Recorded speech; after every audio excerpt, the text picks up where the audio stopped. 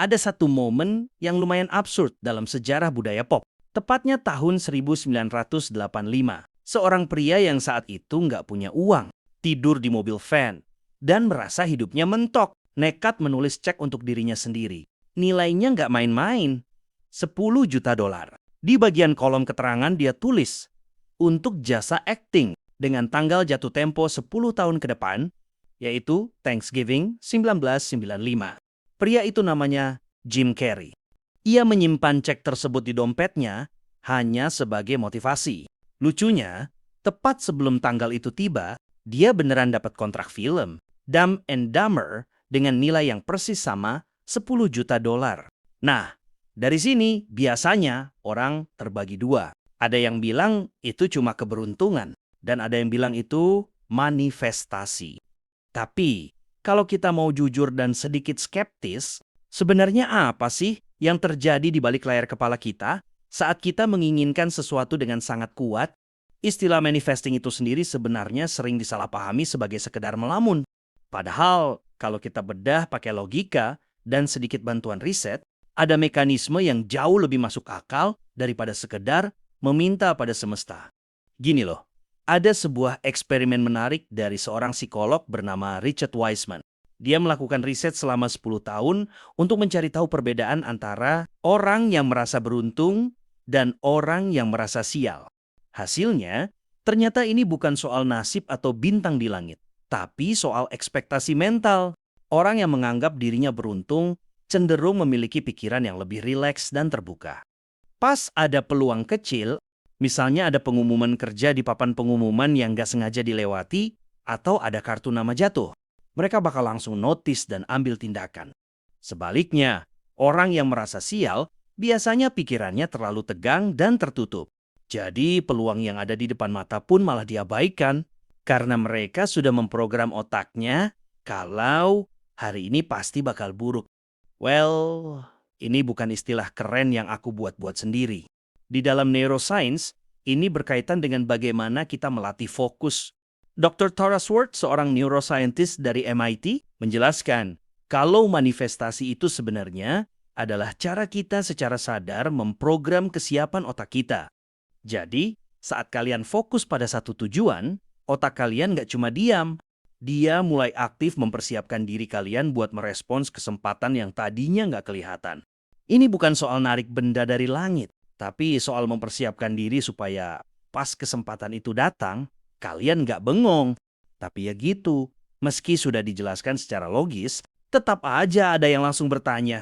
Terus kalau aku udah fokus banget, udah bayangin tiap hari, tapi kok nggak dapat-dapat juga? Ini poin yang krusial sih. Masalahnya seringkali bukan pada visualisasinya, tapi pada sinyal yang kita kirim ke sistem saraf. Begini, otak kita itu nggak bisa membedakan dengan jelas antara memori nyata dan imajinasi yang intens. Ada penelitian soal orang yang disuruh latihan piano secara fisik versus orang yang cuma membayangkan latihan piano di kepalanya. Hasilnya, area otak yang bertanggung jawab atas motorik mereka berkembang dengan pola yang hampir sama. Nah, kalau kalian bayangin tujuan kalian tapi di saat yang sama kalian merasa cemas atau merasa aku butuh banget karena aku miskin, otak kalian justru menangkap sinyal kekurangan.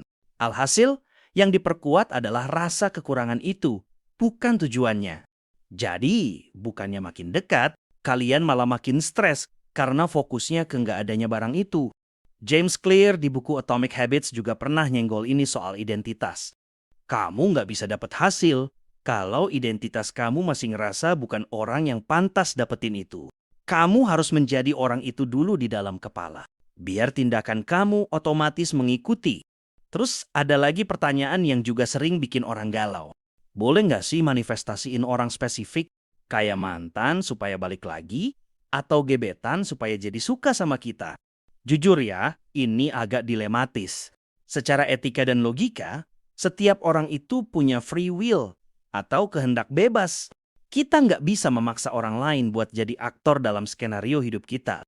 Dr. James Doty, seorang ahli bedah saraf dari Stanford, pernah bilang kalau niat yang sifatnya memaksakan kehendak atau obsesif itu biasanya malah bikin sistem saraf kita stres. Kalau kalian maksa manifestasiin satu orang tertentu, Fokus kalian bukan lagi pada pertumbuhan diri, tapi pada rasa kehilangan. Hasilnya, kalian malah makin jauh dari versi diri kalian yang terbaik. Lebih baik fokus ke perasaan apa yang ingin kalian rasain dari sebuah hubungan. Biar peluang hidup ngebawain orang yang benar-benar sinkron sama kalian. Nah, sebelum kita masuk ke pembahasan yang lebih dalam, aku pengen tahu dong, kalian sendiri pernah punya pengalaman manifesting nggak? Coba tulis di kolom komentar ya. Aku pengen baca cerita-cerita kalian. Oke, lanjut lagi. Pertanyaan yang satu ini biasanya muncul pas hidup lagi kerasa nggak adil. Terus gimana kalau hal buruk terjadi? Apa itu artinya aku manifestasiin keburukan buat diriku sendiri? Jawabannya, nggak semuanya salah kalian. Hidup punya variabel yang nggak terhingga. Kita nggak hidup di dalam gelembung vakum. Ada faktor cuaca, politik, ekonomi, sampai keputusan orang lain yang nggak bisa kita kontrol. Manifestasi bukan kartu bebas hambatan dari musibah. Tapi, manifestasi itu mengubah cara kalian merespons musibah itu. Orang yang terprogram buat sukses bakal melihat kegagalan sebagai data untuk diperbaiki, bukan sebagai tanda buat berhenti. Lalu, gimana kalau aku lahir di kondisi yang susah banget? Apa aku bisa manifestasiin keluar dari sana? Ini pertanyaan berat dan aku sangat menghargai ini. Kita harus jujur kalau setiap orang punya garis start yang beda-beda. Ada faktor sistemik yang nggak bisa selesai cuma pakai afirmasi di depan cermin.